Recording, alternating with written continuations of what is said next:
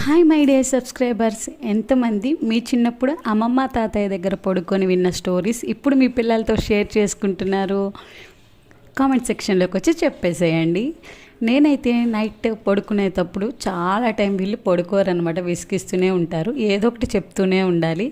చూశారు కదా, ఒకళ్ళు నెట్టుకుంటారు, కొట్టుకుంటారు. ఆ టైంలో ఏదో ఒకటి వాళ్ళకి అర్థమయ్యే రీతిలో చెప్తూ ఉంటే వింటూ ఉంటారనమాట. అండ్ అంతేకాకుండా మనం చిన్నప్పుడు ఆడుకున్న ఆటలు ఉన్నాయి కదా, ఈ రెండు చేతుల్లో ఏ చేతిలో ఉంది కాయిన్ చెప్పు అని చెప్పి ఎంతమందికి గుర్తొచ్చింది?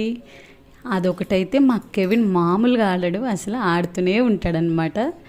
సో ఈ చేతిలో ఉంది, ఈ చేతిలో ఉంది మ్యాజిక్. అయ్యో మళ్ళీ ఈ చేతిలో ఉంది, ఈ చేతిలో ఉంది, ఈ చేతిలో ఉంది, ఈ చేతిలో ఉంది.